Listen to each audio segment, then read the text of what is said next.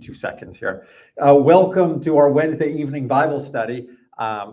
Tonight, we're looking at Judges 17 through 21, although we didn't have a Bible study specifically for chapters 3 through 16. So I will entertain questions or just comments and that sort of thing regarding all the judges that we find there, 12 of them.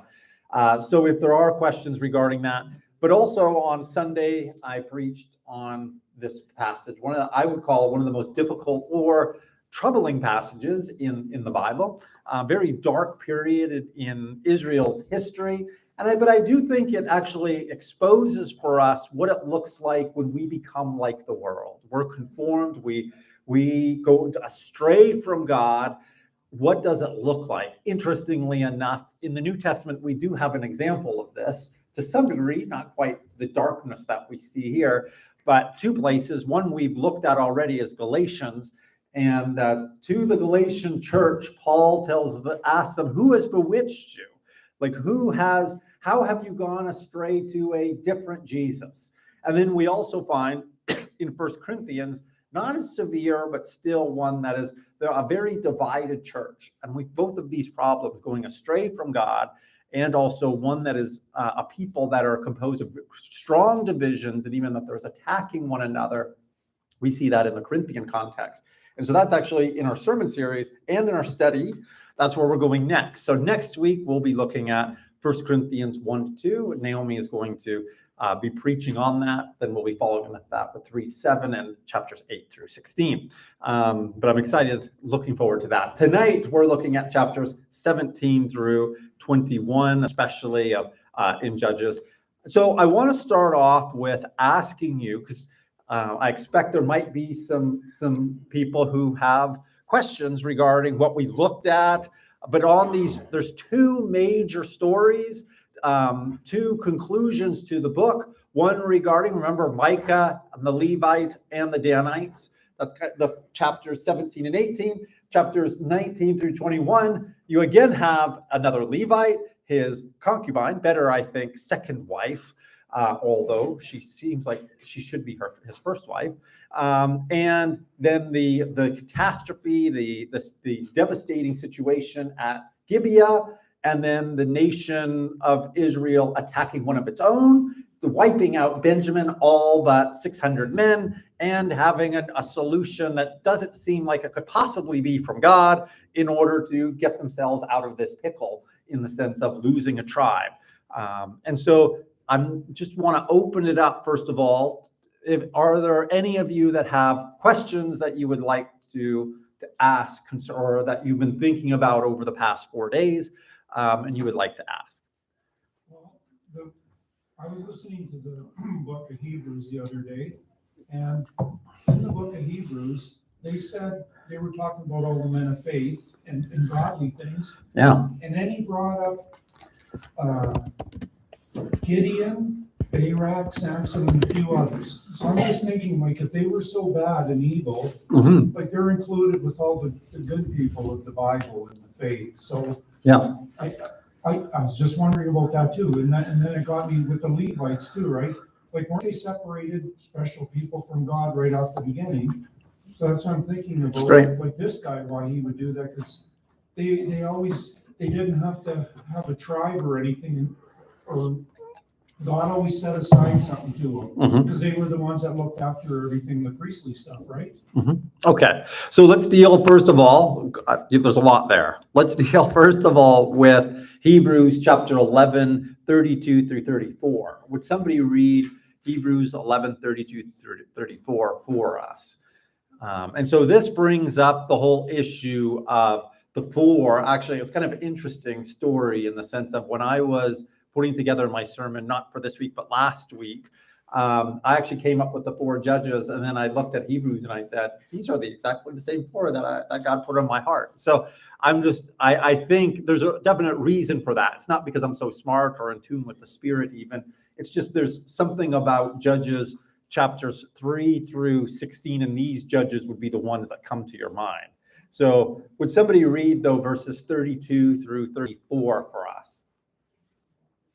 And what more shall I say? For time will fail me if Michael, Gideon, Barak, Samson, Jephthah, of David, and Samuel, and the prophets, who by faith conquered kingdoms, performed acts of righteousness, obtained promises, shut the mouths of lions, quenched the power of fire, escaped the edge of the sword, from weakness were made strong, became mighty in war, but foreign armies of life.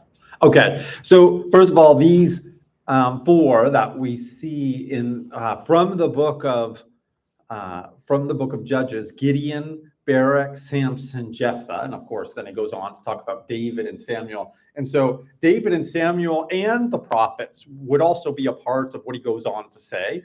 But is there a conquering of kingdoms? Is there a escaping the edge of the sword? We're made strong out of weakness, became mighty, especially those words, became mighty in war and put foreign armies to flight. The last part of that definitely applies to those in the book of Judges. They became mighty in battle and they put foreign armies to flight. And so God used them, and it shows that it was through faith that they did this. That's verse 33, who through faith conquered. So it doesn't mean they had everything together. Does faith mean that you have an exemplary character, or does faith mean that you trust God? Does God, before you can trust God and God work on your behalf, do you have to have an exemplary character?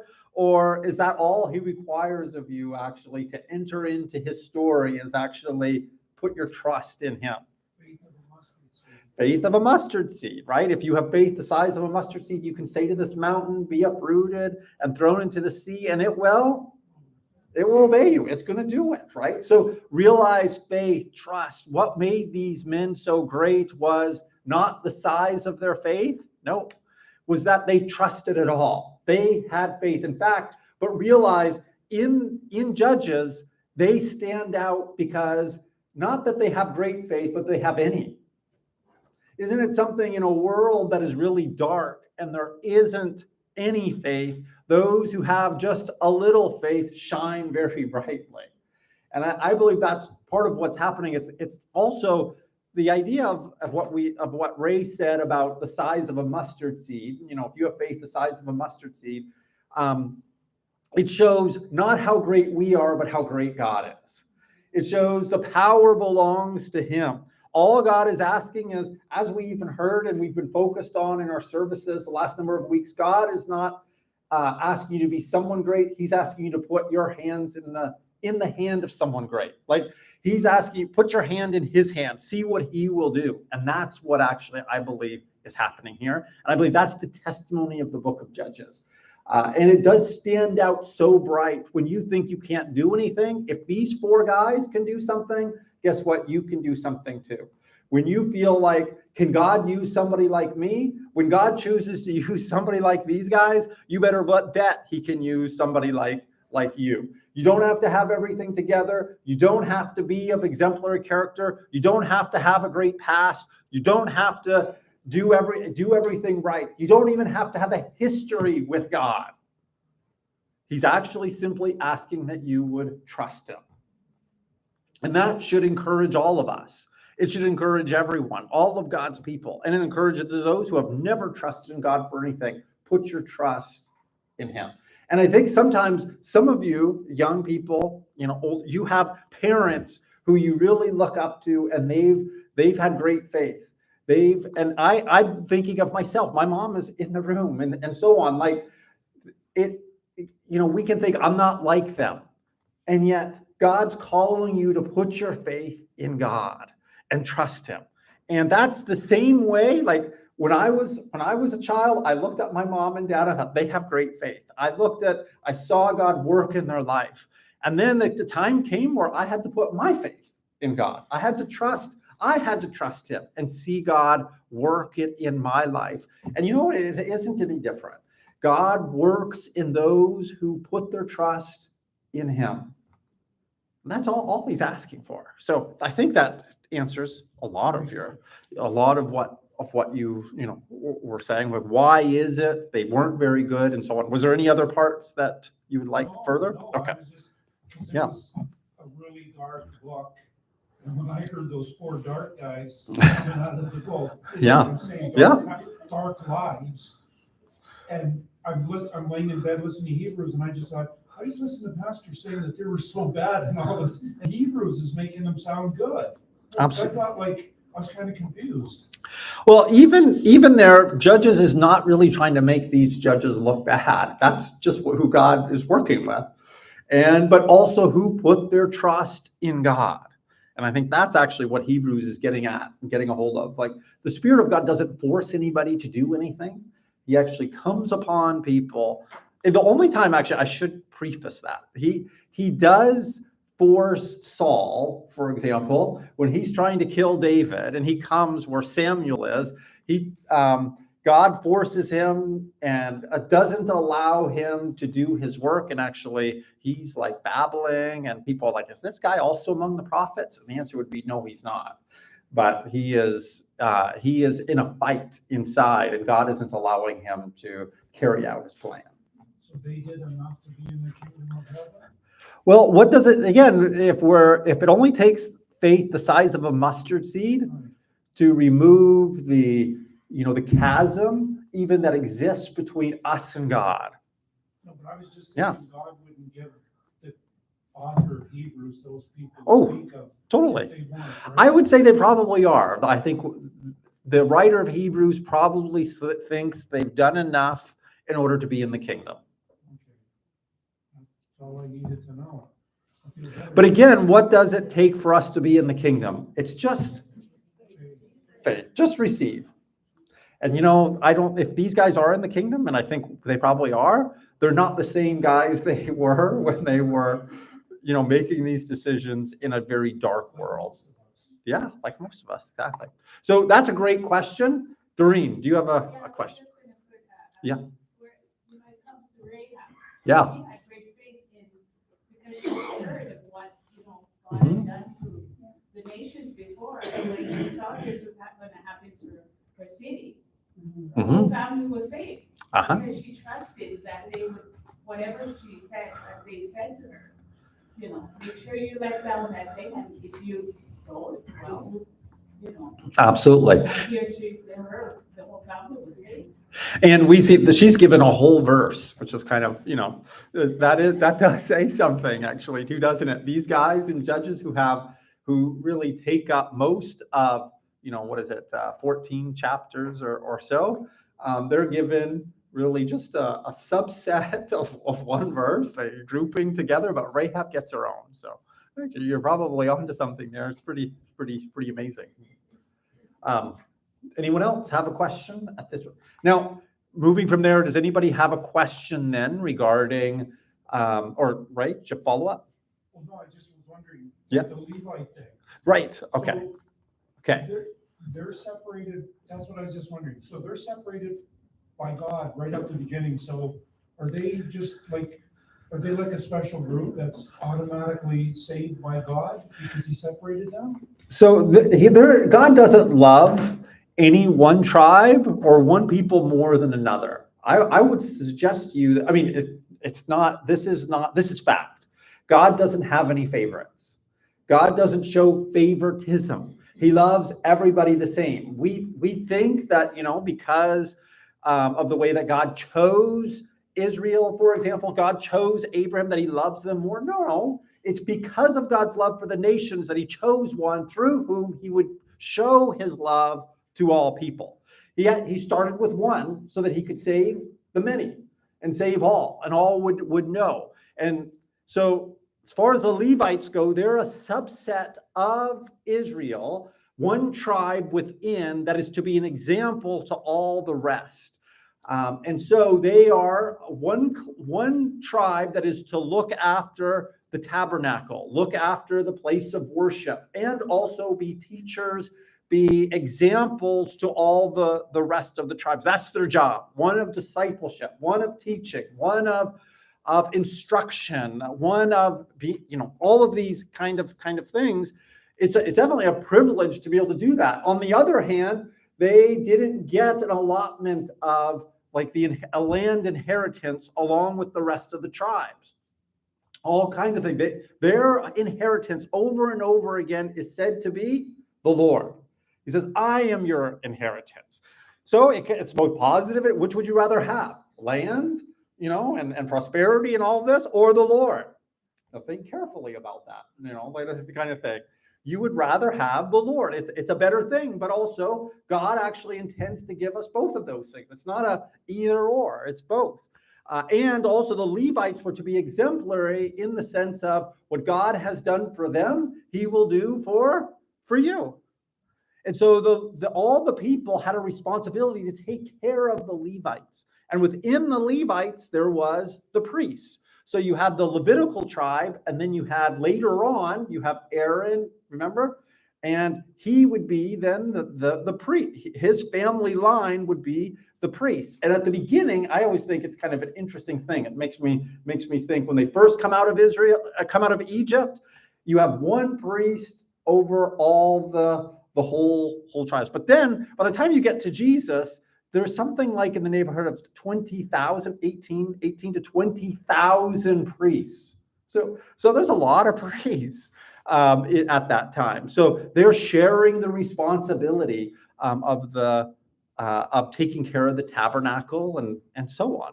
They can share the load, but it's also a much bigger and greater people as well. So it's not that they're more loved and so on, but they do have a special role. Now, interesting with that is it is one that is genealogical. Like it is one that is by the tribe of, you have to be part of the tribe of Levi.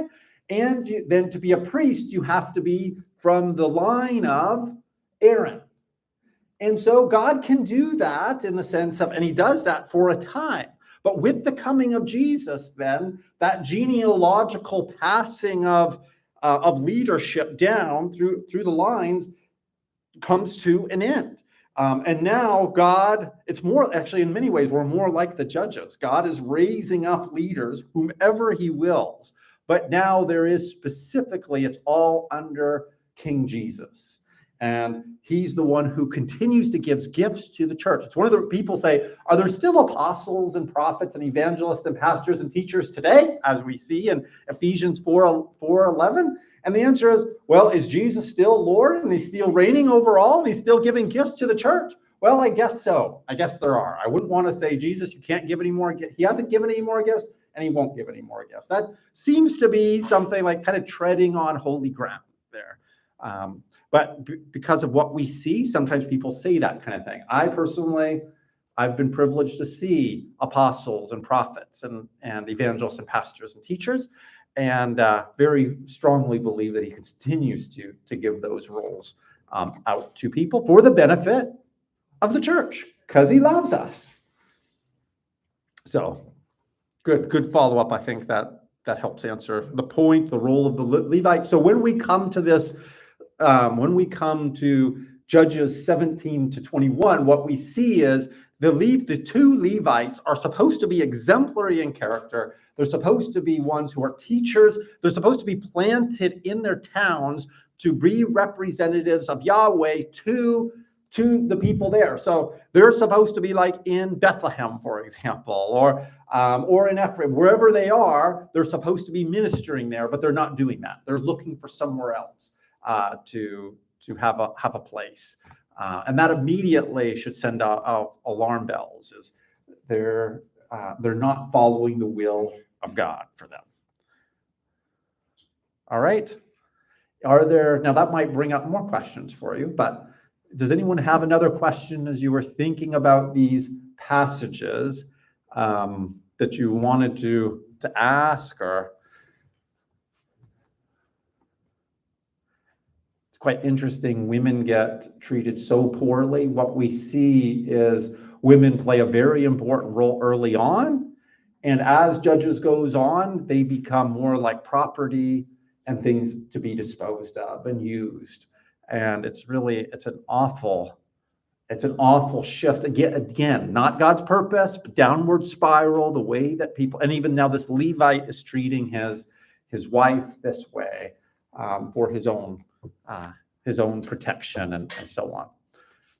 You know what? I didn't want to think negative of Abraham to be bad or nasty, but when you were talking about that, when I listened to the sermon, and I know this guy, well, Abraham didn't chop up Sarah, but when he gave her to the king, Yeah. Like, anything could have happened to her too, though. Right. That's what I was thinking. Yeah. Like, you know, I'm not saying nothing bad, but Abraham, he didn't know what would happen to her. So Right. he tossed her away to the wolves too, in a sense, right? Oh, twice. Yeah, twice.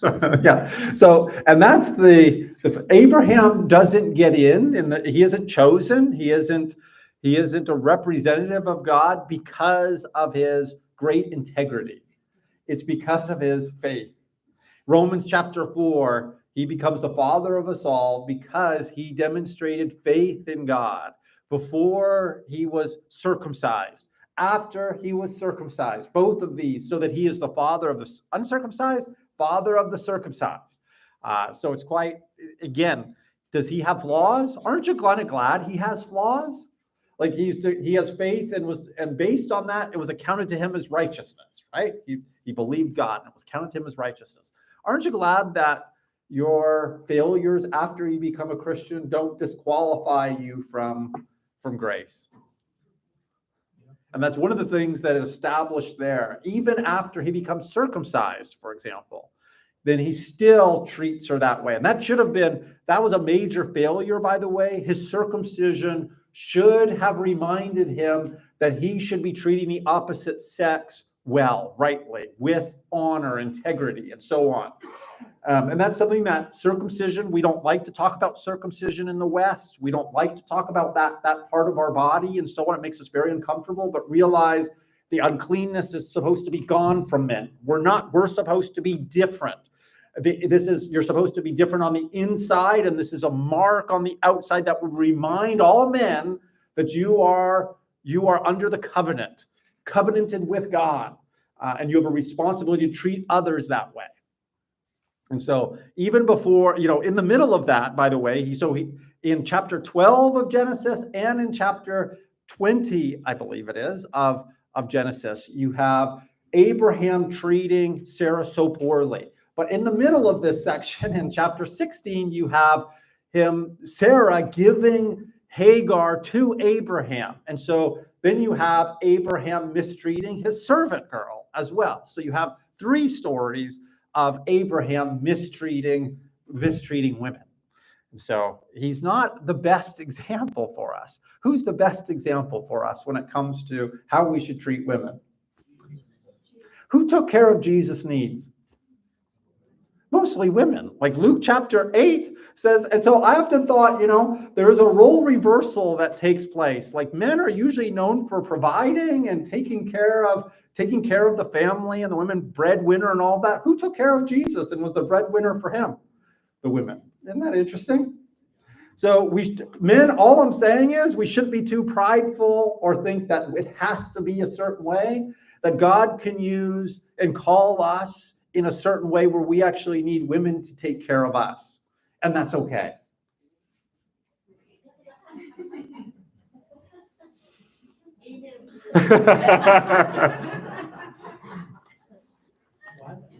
For those of you who, women in the group who have taken care of your husbands, then, this is a time of rejoicing, right? Yeah. There you go. Why do all men, when they start whining and crying because they're sick? I want my mom. Yeah. Not their dad, their mom. That's true though. But you know what? Those men need to grow up, right? Anyway, they should at least be asking for their wives. Okay. Some don't. Right. True. It's a wise man. True. They cook like my mom. But anyways. Yep. That's how come I thought God was. When I think about Moses, that he was going to kill Moses because he didn't circumcise his son, and then yet, God allows so much of this stuff in the Judges to go. Yeah. I don't understand, how he could have took Moses out because of a foreskin, and then these judges he allowed so much. That's a good question. One of the things is God works with what he has and expects us to actually live according to what we know. We're responsible for the light that we have, not for the light that we don't have. Moses God actually, really, when he's shepherding a flock, God is shepherding him. God shows up to him in a flaming fire and teaches him about himself and so on. And he knew the story. He remember when he was 40 years old, he recognized who he was, like that he was a Hebrew. And then 40 years later, so 40 years, we're to understand he had time to really understand who he is, what it means to be part of his people. One of the significant parts of being Jewish or being a part of Israel is that you were circumcised. And so he didn't even carry out the most basic feature of being an Israelite. And yet he's called to lead Israel. He knows that God has put a calling on his life to be a leader. So God calls us to, with the light that we have, you can't compare yourself to others. So the idea of Jephthah and Gideon and these, were they comparing them, or would it have been right for them to compare themselves with Moses? Well, at least I'm not doing that. I'm circumcising my kids at least. Well, the fact is they weren't even giving care or had any knowledge of the law. You have very little evidence in the book of Judges that anyone is giving attention or has understanding or knowledge about this. The Levites, for example, who are supposed to know the law and teach it, they don't know it themselves. And they're living in as bad examples of all of this. So again, though God expects us to live with the light that we have, not with the light that we don't have, not what he hasn't revealed to us, but what he has revealed to us. The more you know, the more God expects of you. And it's why I say those who have had the privilege of going through Bible college, God expects great things of you. You have 4 years of commit your life to studying the word and growing as a leader and so on. God expects you to use that. And those of you who have been in the church for 40 years, there's some of you in that category, right? God expects great things of you. You've had a great foundation. You've been learning. Those of you who have been in the church 15 years, God expects great things of you, right? Those of you who are new to the faith, know that God it will show himself to be your Savior, your Lord, and you can trust him. And you will learn to walk and follow after him. And actually, just know he expects you're going to fail many times, but he's going to be there always to pick you up. But he expects you to grow, though. You're not going to be the same person you are now, like in a year as you are now. And so just be patient with yourself, but also know that he's going to cause you to grow in the faith. And so that should be your expectation. And you should, in a year, you should look back and say, have I grown in Christ? Am I stronger today than I was before? So all of us have a responsibility, from the youngest to the oldest. I consider myself every day, I have a responsibility. And I take that very seriously. All of us, though, do. It's not just me. What is your responsibility to God and what God has done for you? And that's what the book of Judges, actually, I think, really shows us. These guys who don't have much light, they don't seem to know very much. They're in a very dark time. God still uses them. And that's actually one of the amazing things. Mom, did you have a question a little while ago you wanted to ask? Well, I went into the message and read chapter 19, Levi and his concubine. And the message says quite clearly, so I don't know where to get this from, Yep. but that the concubine is still living when she ended up back with the Levite. So as you were preaching on Sunday, you said, you weren't sure if she was still living, but according to the message, and I don't know where they got that from, it just makes the situation worse. Yeah. So as far as that goes, just a note regarding the Message Bible. It is a paraphrase by Eugene Peterson. I actually love him. He's passed away now, but he was a great scholar and studied the Hebrew and Greek text. However, he's just one.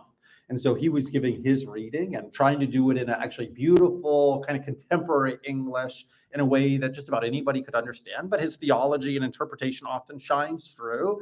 And we see that he's making an interpretive decision regarding this.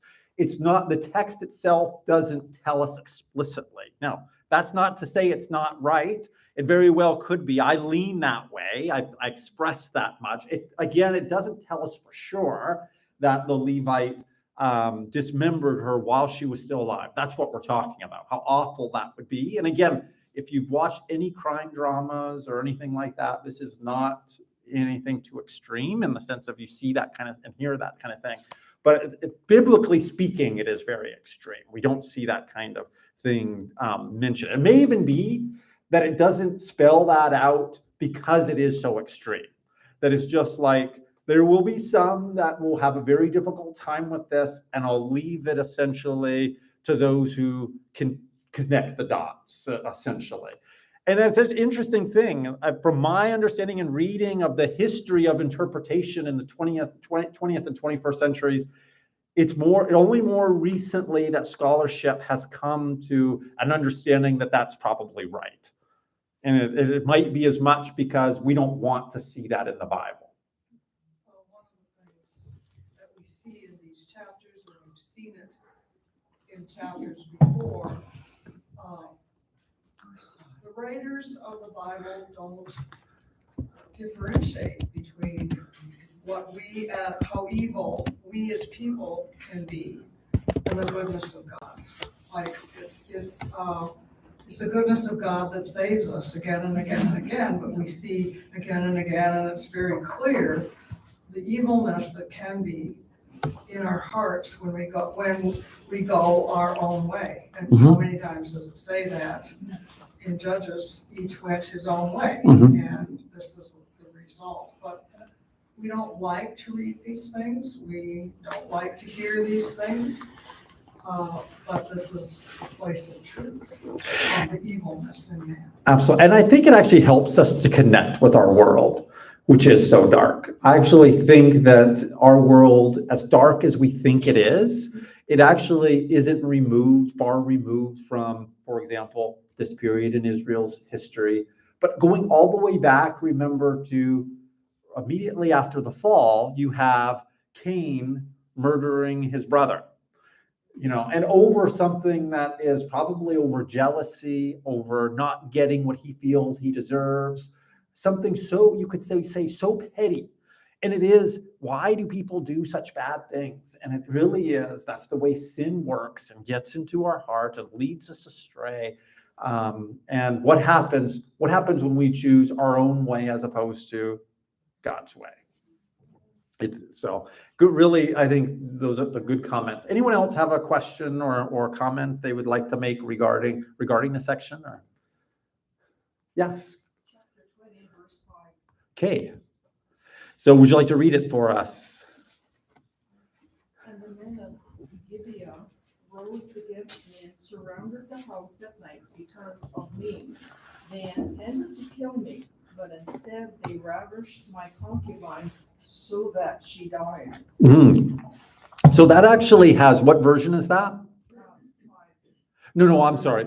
What version of your Bible? Like, New King James. oh, okay. So that also is an interpretive decision based on the text. It doesn't say that in Hebrew, so that she died. It actually, the most literal version is, and she is dead, or and she died would be fine as well. But so what the New King James is doing, it's one of the reasons why in the 20th century, most interpreters didn't go this way. But it's saying that we don't like the idea that the Levite killed his concubine, his wife, but rather that we find it more appetizing or appealing that these bad guys killed her. But it actually doesn't say that. It doesn't say that earlier, and it doesn't say that here. What I'm saying is it leaves it open. We like things to be shut and closed. Like, we like it to be dealt with. We don't like the ambiguity. But actually, Hebrew text often leaves things open to interpretation. And I do think it leads us it points us in a certain direction. And I actually don't think it's that one. But do you understand what I'm saying? The Hebrew text that the New King James and all versions are based on don't actually tell us that they killed her. It only says that she is dead. Now, just to note, I don't want anybody to think you can't trust your translations. All translations make interpretive decisions at times. The question regarding the Message Bible, for example, makes an interpretive decision. All Bibles do it at times, some more than others. Paraphrase Bibles tend to do it a lot more. The literal versions, like the ESV and the NASB, I would say, are two of the best They tend not to do it as much as others. NIV, for example, is going to do it a fair amount, but not as much as, for example, paraphrase. They're like kind of middle ground. So they have interpretive decisions. You meant I don't like them making interpretive decisions. Well, just think actually it's about theology that it's teaching you very often. And oftentimes you like the Bible because it agrees with your theology, as opposed to just so there's those kind of concerns that go with it. It's actually a very complex task of translating the Bible. Michael. I think one of the key aspects of interpreting this, like verse 5, is just the fact that these are the Levites' words, right? So Exactly. And it says, "So the Levite, the husband of the murdered woman," and we're trying to figure out who the murdered woman is. And the witness is one of the guys who we are thinking might be a suspect. And so he says she was raped and Yes. she is now dead. And we're thinking like, we don't know who did it. Did the people who raped her do it, or did he do it? But him being a witness on the stand, he's saying, well, and she's dead. So not, and they killed her. Right. He didn't say that, but he's just reporting that they raped her and now she's dead. Yeah. So that leaves it open, but it is his words. So, the stand, he takes the stand as the Levite does. And we try to figure out who done it. We do the same thing in stories when we're talking about reliable witnesses and unreliable witnesses. Question for you: is this Levite a reliable witness? Do we have a reason to trust that this Levite is going to tell the truth? Do we have reason to believe that he's going to try to protect his own integrity, or try to actually just get the truth out there and make sure that what really happened actually occurred? Or would he be thinking, I want my own integrity to be seen, and to be exemplified, for people to think I'm a great guy? Probably more on that side, right? The way he acts in the story. Again, though, it doesn't answer it for sure. So there is an aspect of maybe it's good to just leave some of this as open, like kind of ambiguous. However, we all like to have conclusions. We all like to have answers. And I think the text does lead us to actually certain conclusions. Not to say we have to have 100% on it, but I think we can have more certainty on one side than another. And Mel. The Greek version adds "for she was dead." For she was dead, yeah. And so that's an interesting feature, that it doesn't even necessarily, it violated my concubine, and she is dead is an addition to the Hebrew text. It's always the Greek and Hebrew, and actually these do come into play in terms of our interpretation and our translations that we have. It's a much more complicated task, the Bible that we have before us, than just simply says, well, the Hebrew says. There also is the Septuagint, the Greek translation of the Hebrew text to consider as well. So see, we're starting to get more. Thank you, Mel. We're starting to see that this is actually a more complicated task than what you might have originally seen. And that's why actually people who translate the Bible, man, they work so hard. Some of my favorite scholars actually have been on like the translation committees and so on, and they talk about the tasks that it is, and they're to be commended. They usually are not paid much, if anything, in order to do that work as well. So, Ray. So why did he send all those parts out? Okay. To all of Egypt? Or all of Israel. Israel, because you were saying like that's how to bring them together. Mhm. Like, I don't understand the meaning of that. Okay, so the question is, just so everybody's on the same page, the Levite cuts up his concubine, and this is beyond dispute. This actually happened. Okay, whether she's alive or dead when he does so, cuts up his wife, sends the pieces throughout the 12. The implication is throughout the 12 tribes of Israel. Every tribe gets a piece. Now, I just want you to know this is so abhorrent. Like, Israel was not to act like this, not to do this. The Levite, again, is doing something that is so horrific. But in the world, even in the Middle Ages, not far, and even in some countries today, people who commit like terrible atrocities what do? You'll put the person on a stake. You'll put them as a warning to others, like their dead bodies. They might be put in a cage where their rotting corpse would be warn people, if you disobey the king or disobey the ruler or this kind of thing, this could happen to you. And so realize it's only in much more contemporary time, modern times, that this has been just seen as totally wrong and against what a modern civilization should do. In ancient times, they would do all kinds of terrible things. Like, it was Israel that wasn't allowed to do them. Just an example, the idea of putting, when it says in Deuteronomy, and this is like Jesus is under a curse because he's put on a tree, like he's put on a cross. You're not to allow that person to remain on the tree / cross overnight. If that happens, the land itself would be under a curse. Okay, so this is a normal practice for Israel. This is a normal practice for the world that Israel was not to do. And so when they're in a rush to get Jesus down off the cross and so on, like they want to get all of the criminals off the crosses.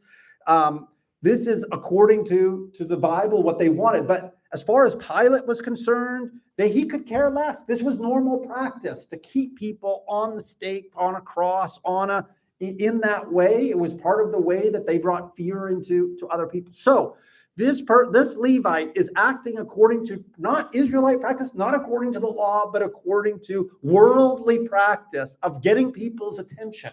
And there are actually examples of this kind of thing in ancient Near Eastern literature where this kind of thing is actually done to get people's attention. So sending a body part. Now, it's awful. Like, it is literally the stuff of horror movies. Like, can you imagine opening up a gift box from somebody? No, it's the head. Now, I'm saying, like, that actually has happened. It's so terrible. But this is actually what he did to all the tribes. And what did there apparently was some kind of note, come gather together. And we're like, there's a note, consider it, take counsel and speak. Like, what? Like, we don't even know what this is about. We don't know what happened. So when they come together, they ask the Levite, what has happened? Why did you do this? Why did you send all these pieces throughout the pieces of this woman throughout Israel? So it was not to be done, but it is. And it's a despicable, terrible practice, again, that actually speaks against this Levite and this dark time in Israel that they're not protesting this. Israel itself should have said, you should not have done this, Levite. Like, nobody holds the Levite to account. Nobody holds him accountable, right? It's pretty awful. And so people are, again, the only answer is given that everybody is doing what's right in their own eyes. So the world is doing it, seems good to, it works for them. It brings the tribes together. If the outcome determines whether something is right or not, like, the idea of, what's the expression, when you, not Mike makes, the end justifies the means. Thank you. If the end justifies the means, the book of Judges is a guidebook for that very thing. But through it all, what we see is that God is not pleased. It's against his word, it's against the law, and God's people are acting just like the world. Do you think today the end justifies the means actually should play a part in Christians' thinking? Is there any time in Scripture where you see that the end justifies the means? Pretty important, isn't it? It's important to consider, though, because this is very much a worldly mentality. All right. Let's move on. I want to ask our youth and our young leaders if they have any questions regarding this section that they would like to talk about.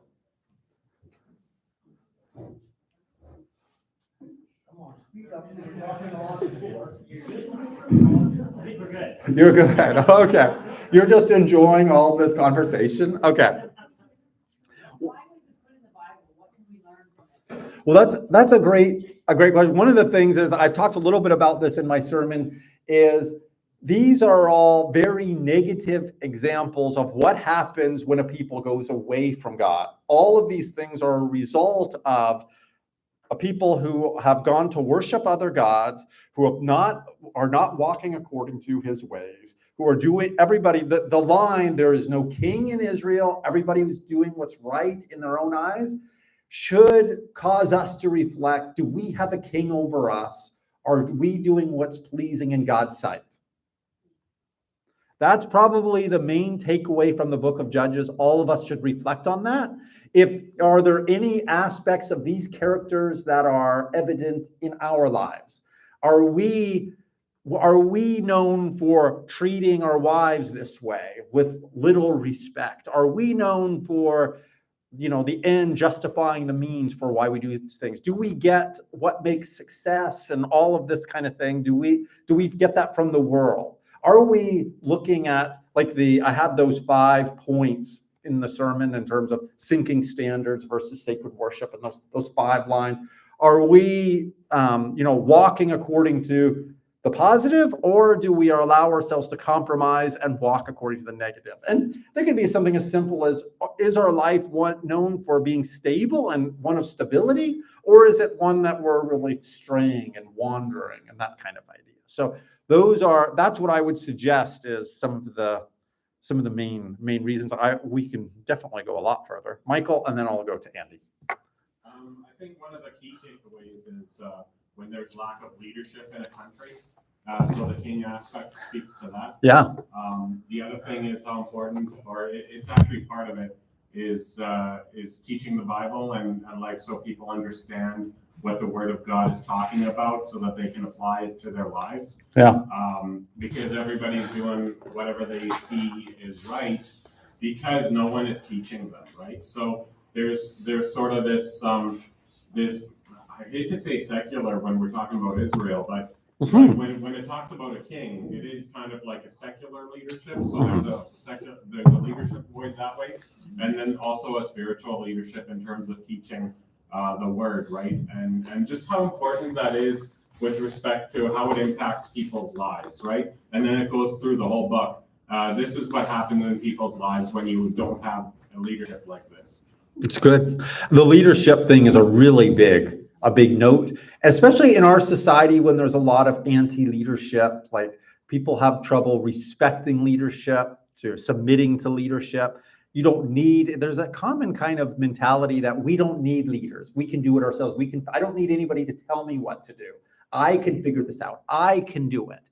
And that leads to a mentality actually that's very much found in Judges, but also remember King Rehoboam, who has 2 sets of advisors. One is the seniors who give one set of advice, and they have another set of advisors, his young friends, who give another set of advice. And which does he listen to? He listens to his young friends, kind of thing, right? And so, do we have appreciation for wisdom, for leadership, for experience?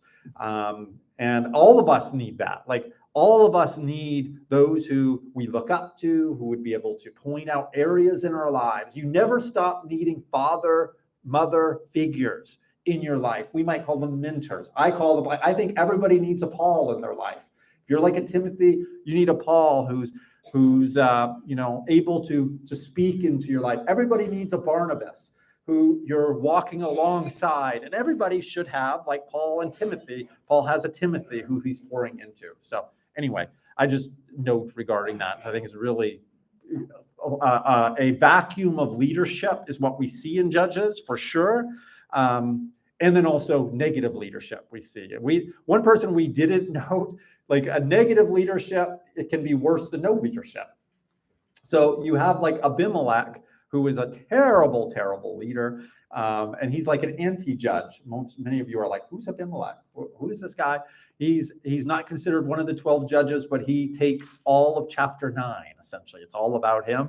He's an awful guy who leads to great destruction within Israel. And he just is violent and selfish and has no good qualities whatsoever. Okay, Andy. Since I am a youth of 77 years of age. Yes. Please speak, youth Andy. Okay. I've always, I have 4 different Bible versions. sometimes I would go all versions to see if they mean the same, and they don't. Mhm. They don't, that really is, I think that's so confusing to people. Yeah. Is God doing that on purpose to confuse people, or is that make them think? It is to make them think, I think. One thing is, it's like, if you've done any translation work, if you've been involved with interpreters, you know that it's actually a very difficult business. Like, to translate just what someone else is meaning and the heart of what they mean, but also the specific and details of what they mean. It can be, for example, if you use an idiom, if you try to use an idiom from one language and bring it into another, it can totally lose the effect. I remember when I was in Venezuela, I thought it was really funny, the people, like, there's this youth, he liked, like, he would all go around. I didn't know what he was saying. He was saying it in Spanish, and he told me, and his friends were all laughing. One friend had called another banana head, and they just thought that was so funny. And I'm just like, I'm just not getting it. I'm just like, I'm not figuring this out. But so what happens is, when you work with idioms, for example, what often works better than just translating it literally is to actually use a more modern or contemporary, or one that works in our language instead. And that's very common in ancient literature to today. So if you put everything literally, things just won't make sense, because it's actually from that kind of culture and language and so on. So as far as, does God do it to us on purpose? It's part of the messiness of humanity, but also the wonder of God's word being able to come to us in all languages. And so actually, it's a very small, most of the word of God is very understandable in all different languages. You do have places, like all over the place, of little things here and there that you wonder what that means. And what I would suggest is, actually, that's you can study, but study it yourself, but also the beauty of God giving the church teachers and pastors and so leaders in the church who will study and then explain what these things mean, so that people who don't have the time or education and so on to actually do it themselves can still understand and come along. And that's actually, I believe, that's part of my role. I've been called to study and so on, and then I can help explain it to everyone. So text, first of all, it's very reliable as far as reliable documents that we have as far as the Bible goes. There is nothing even nearly comparable anywhere else in any other language or any other ancient document that we can have confidence like we can with the Bible. Like, it is just so incredibly has been preserved and so on. And the interpreters and so on, like the translators that have been involved with it, they're doing a great job. Like, we can have great confidence. So, but anyway, I hope that helps answer. It's not really, it's actually just the human situation and human cultures and different languages, the complexity that is involved there. But the academy, like all the scholarship and everything that we have today, I believe we're living that's a great privilege, I'm saying, that we have today, that in the history of the world, most of the world never really had much of. So, Fred. The translation part of it, okay, I understand. Mhm. It comes from the Hebrew scriptures and that, but the King James purposely had a requisition to have items removed out of the Bible from the Geneva Bible. Right. That was actually the first translation. And so. Or 90%, I believe, is Wycliffe's Bible. So 90% of what we see as the King James Version was actually taken from the Wycliffe Bible, I believe. Anyway, so you have them incorporating that in, but then also making some changes. You're absolutely right. Yeah. Well, who was King James? If the funny thing is, if you do a study of King James, not this great guy, he authorized it for sure. It was a great benefit for the English-speaking world overall. But at the same time, did he have an agenda? Do kings have an agenda of their own? Do you think maybe there was an issue of power and control that might have been there as well? But now we are 500 years removed, past 514 years actually today from 1611 version of the King James Version. And we have now how many versions? And we're not bound to the King James Version. By the way, I grew up reading the King James Version on one hand, and on the other hand, reading the Living Bible. And between the two, I got by. Okay, it's like Living Bible's a paraphrase, but it's a complex. There's a complex task, and what you're talking about in the King James version, you're talking about now history, and you're talking about motives of the translators / the authorizers, even that go along with it. Is this easy? No, it's not. It's not easy, but I do actually believe now you have committees that are trying to help keep each other accountable, and they're all they want to give the church the best possible translation that they possibly can. And I think that's one of the reasons why we're living in the best time in the history of the world, in the Word of God that we hold in our hand. In terms of the only time that I could see would be better is if you were able to live in the time of Jesus and the apostles and learn from their lips. But even there, they didn't have the full Bible from Genesis through Revelation that we have. We alone actually stand where we have the full Bible. All of us have access to it. I believe we're so blessed, and it's something we should rejoice in. Andy. It kind of reminds me a little bit of when they were trying to build a tower to heaven. And God decided to change all the language. Nobody could understand each other whatever they said. This kind of reminds me that we've got about, I'd say maybe 20, 30, 40 different versions of the Bible today. But here's the issue with that is 99% of those versions of the, say, 40 or 50, and there's actually way more versions, by the way. We're talking hundreds of versions. But the thing is, you probably haven't even heard of some of the Bibles, like the Surfer's Edition, Skateboarder's Bible. You have all kinds of these subcultures, sub-translations, and so on. But anyway, regarding that, they actually agree on the great majority of issues of faith, issues of character, what the Bible actually says in terms of the stories. They're all there. And so issues of our salvation and relationship with God are not at stake. Just like even the issues that we've been talking about tonight, whether the Levite cut up his concubine before or after she was dead, does that really affect our lives today? I mean, how do you apply that one way or another? I'm not really sure, the implication. It definitely talks about the negativity of the Levite, for sure, and the darkness of the story, for sure. But it's still, at the end of the day, and those are the kind of differences that I would say that actually people often argue over. And really, those should not divide us. And as Christians, we should be people that are united in Christ as Lord. He's our Lord and their Lord. All those who read the Bible, who believe in it, who put their trust in Jesus Christ, we call brothers and sisters in Christ, and we can work together, we can pray together, we can, live together, and so on. So I agree. I appreciate this conversation because it is a really important one. But at the end of the day, how do we see other people also who might like a different version than us as well? So, Ray.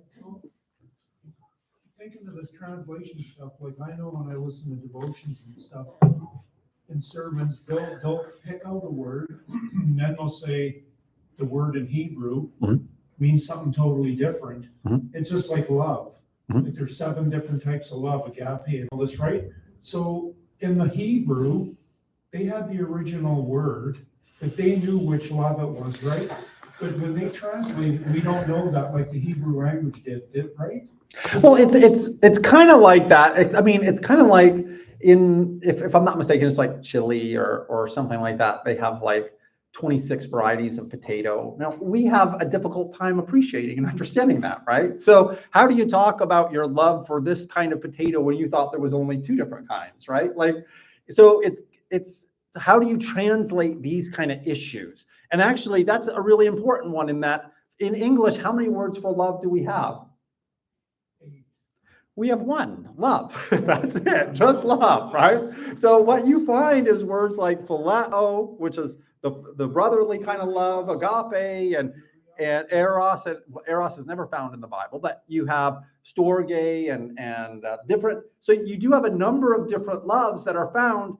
That's the job of the teacher to actually explain these things. In English, we just wrap it I love burritos. that kind of an expression, not the same as I love Naomi kind of thing, right? Like different use of love there, right? Like, but we group them all together, but in context, intuitively, we know there's a difference. We were talking that at the prison, that's why I brought that down to the agreement. Right, exactly. And that's what I'm saying. Intuitively, and by context, you know that my love for Naomi is a different kind of love than my love for burritos, right? Like, just even in saying that, I love burritos, I love Naomi, you would know that I'm not talking about the same thing, right? But God, though, like for people that don't know, they don't understand that love, right? That's what I'm saying, but we were teaching that. Yeah, that's exactly it. They So, don't understand that certain love, out of all the different loves there are, they don't understand that love of God. right. It's So, hard to fathom. So our job is actually, as Christians, I teach you and you teach others. Like, our job is that now you have a little bit more ammunition and understanding when it comes to when people have questions about translations. I hope, like, hopefully we haven't just been, I haven't been talking to the air. You are getting what I'm saying, right? Like, when the things that we learn together and talk about together, we then are able to actually make use of in our conversation. That's part of, equipping the saints, for example, the teachers and so on are to do so. I think Naomi has a question. Well, I was just gonna say that aside from just translating the languages, understanding the context, Mhm. like if somebody said something here today about how about them Oilers, and we all know what we're talking about. Of Rahab, and she lied to the people who were expecting the house. Yeah, that's a good question. We have talked about this in our Bible study a fair amount. The first of all, when it comes to the idea of speaking truth, and the idea of if you have to choose between telling something that somebody wants to know or giving up somebody that you're given charge of to protect, which one are you going to choose? Hopefully you're going to choose protecting the one that God has put into your care. And actually, that's part of what their faith that Rahab is commended for. And so it may seem like a conundrum or some kind of ethical dilemma, but really in the end, it isn't. Jesus, for example, I think one of the problems that we come out with is we think we always have to tell or speak the truth. But what about when the truth hurts others? Well, how often is Jesus quiet, for example? He's being interrogated by many people. And most of the time, if you look at the accounts of his trials, he's actually quiet.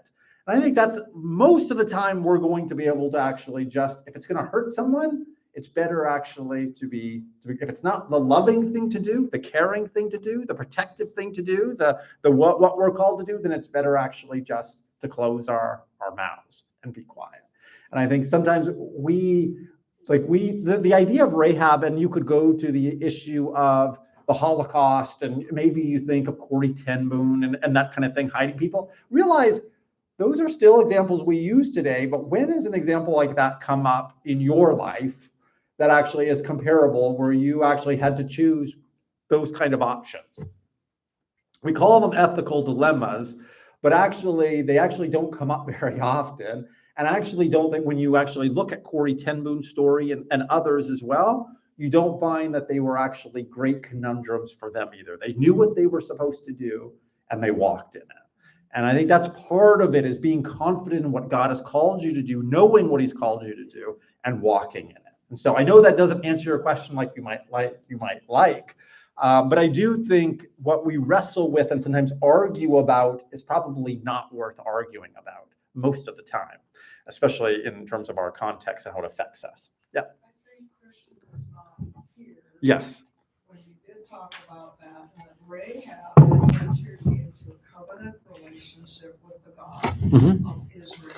And had she spoken truth to the men who came to the place to find out if the Israelites had been there, she would have broken that covenant and totally lost her place in being saved.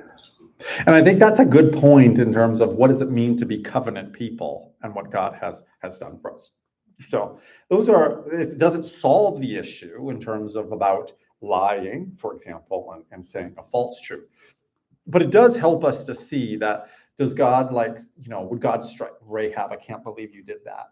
You spoke falsely to the king and protected my spies or whatever, right? I can't nobody should follow Rahab. Oh no, it actually becomes something, she becomes an exemplar.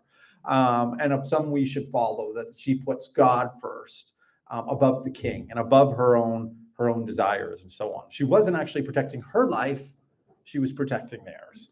And so anyway, I think that helps. She would have killed if they caught her. Oh, definitely. Yeah. She was putting her life on the line for sure. So does that help, Christian? Did you get that? Yeah, it's good. Thank you and is there any other, we still have a couple minutes. Youth, young adults, any other questions that you guys have over there? Johan has a question, I can see. So Johan, what's your question there? Okay, so I can't, oh no, I didn't have time to prepare. Okay, so I know there's a proverb that talks about how wounds from a friend are better than kisses from an enemy. Right. You know what I mean? Yeah. Even if the truth hurts, Mm. it's still tough. That's good. Yeah. So I'm just wondering, does that also trick in you when it's still loving? It's the loving thing you do to tell someone the truth.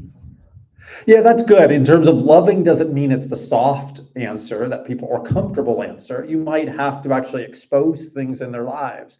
And so it can be very difficult. And just if someone has an issue, for example, with lying, it can be very difficult to go to them and say, hey, I don't know what's going on in your life.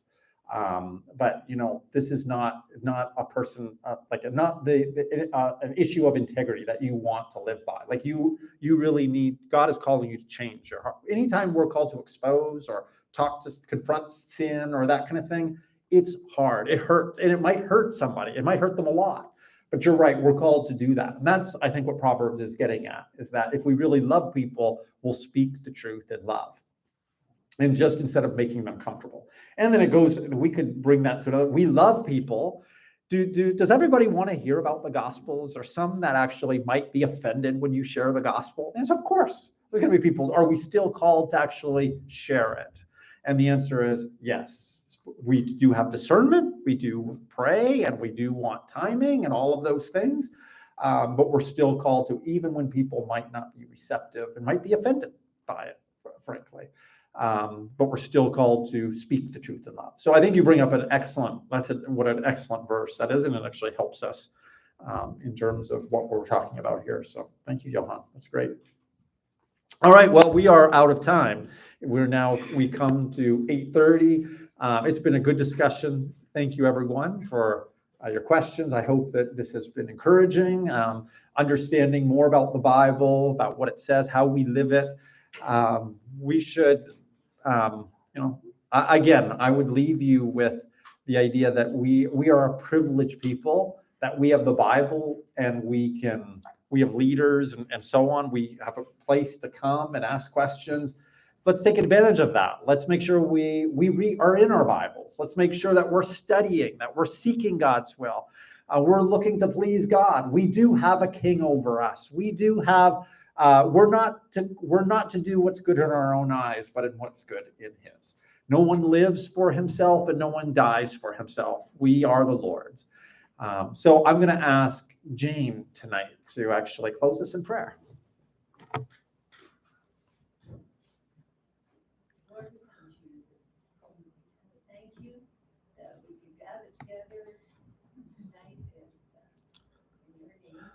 And we thank you for all the things that we have heard again. And they were difficult, very difficult. But we know that you have placed them in your word for a purpose. And we pray that we will learn the lessons that were taught by them. Lord, we thank you for your love and for your example. And we thank you that you have given us a way of salvation through your Son,